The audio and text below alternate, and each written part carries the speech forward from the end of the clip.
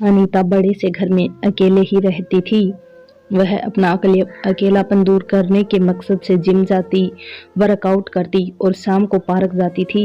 एक दिन पार्क में अनीता यूं ही बैठी थी तो उसके सामने एक 25-26 साल का युवक आकर बैठ गया जिसका नाम राजेश था।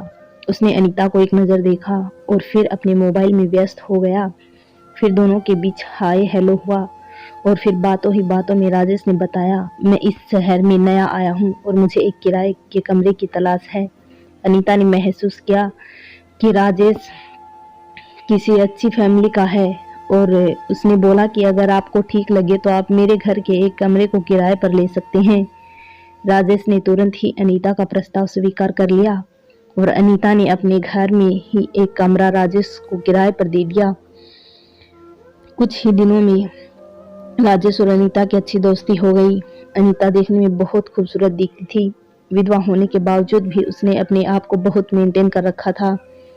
शाम होते ही अनीता को पार्क में राजेश के आने का बेसब्री से इंतजार रहता था। राजेश के आते ही अनीता के चेहरे पर मुस्कान सी बिखर जाती थी और अनीता का अकेलापन भी दूर हो जाता था।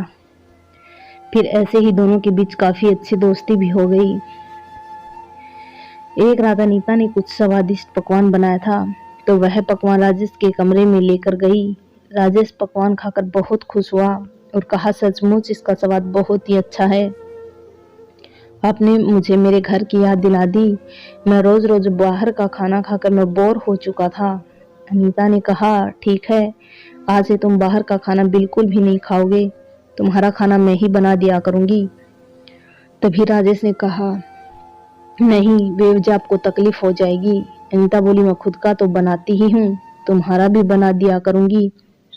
वैसे भी तुम बाहर का खाना खा कर बोर हो चुके हो। वैसे मैं भी अकेले खाना खा खा कर बोर हो चुकी हूँ। तुम रहोगे तो मुझे भी कंपनी मिल जाएगी। इतना सुनने के बाद दोनों की हंसी से कमरा गूंज उठा। अब बेझिझक राजेश और अनीता एक दूसरे के कमरे चले जाते थे। एक दिन अनीता की बेटी और दामाद उनके घर आए। बेटी दामाद के घर आने से पूरा घर का माहौल बहुत अच्छा सा हो चुका था। अनीता भी बेहद खुश थी क्योंकि बहुत दिनों बाद बेटी से मिलना हुआ था। पर अनीता की मुश्किल यह थी कि वह उन सब के सामने राजेश से बात नहीं कर पाती थी क्योंकि घर में अजनबी इंसान को देखकर अनीता की बेटी ने अपनी माँ पर बहुत गुस्सा किया था कि यूं ही किसी को अपने घर पर नहीं रखना चाहिए।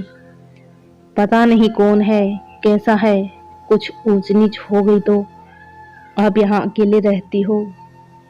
बड़ी ही मुश्किल से अनीता ने अपनी बेटी को समझाया कि राजेश बहुत अच्छा इंसान है और उसकी वजह से थोड़ा हिम्मत भी मिल जाती है। तब जाकर बेटी समझने को तैयार हुई। फिर भी बेटी ने बोल दिया कि ज्यादा मेल जोल मत रखना, बस अपने काम से काम ही रखना। फिर भी अनीता रात को छुपते छुपाते राजेश के कमरे में चली जाती और उसे खाना दे आती। कुछ दिन ऐसे ही गुजर गए थे। एक रात जब अनीता राजेश को खाना देकर आ रही थी तो दामाद ने उन्हें राजेश के कमरे से बाहर आता देख लिया।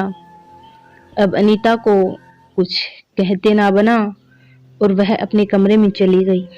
दामाद ने देखा उसकी पत्नी अपने कमरे में सो रही है तो उसने अनीता यानी कि अपनी सास के कमरे में जाकर उनसे पूछने लगा, आखिर आप राजेश के कमरे में क्या करने गई थी? मैं आपकी बेटी की तरह बेवकूफ नहीं हूँ जो आप मुझे कुछ भी सिखा पढ़ा देंगी और मैं आपकी बातों पर यकीन कर लूंगा। मैं कल सुबह ही यह बात आपकी बेटी को बता दूंगा।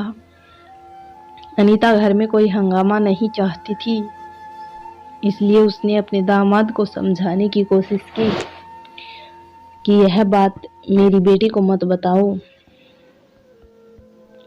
लेकिन अगले दिन सुबह दामाद ने बेटी को यह बात बता दी।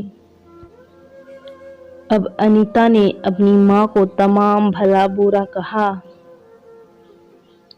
और राजेश से दूर रहने के लिए कहा।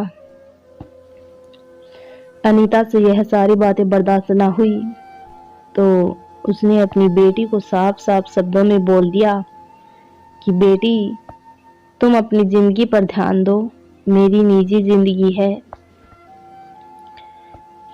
इसमें दखल मत दो, क्योंकि मैं साल में 11 महीने अकेली रहती हूँ और मेरी कोई भी फिक्र नहीं करता है, यहाँ तक कि तुम भी नहीं फिक्र करती हो।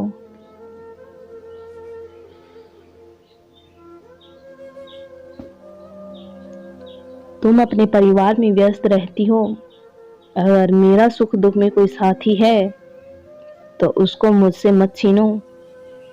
अपनी माँ की यह बात सुनकर बेटी का मुंह बंद हो गया और उसने दोबारा अपनी माँ की जिंदगी में दखल नहीं दिया। इसके बाद उसकी बेटी और दामाद अपनी माँ के घर से चले जाते हैं और अनीता अब खुल्लम खुला राजेश के साथ रहने लगती है और बरसों पुरानी अपनी सूखी जमीन को हरा भरा भी करती है। तो दोस्तों, ये कहानी हमें यही सीख देती है कि हमें बहुत से फैसले खुद से लेने पड़ते हैं, क्योंकि हमारी मुश्किल को सामने वाला नहीं समझ सकता और अकेले रहने का दंश कितना बुरा होता है, ये उनसे पूछो जो अकेले रहते आए हैं। धन्यवाद दोस्तों। वीडियो पसंद आई हो तो लाइक करें, चैनल को सब्सक्राइब करें।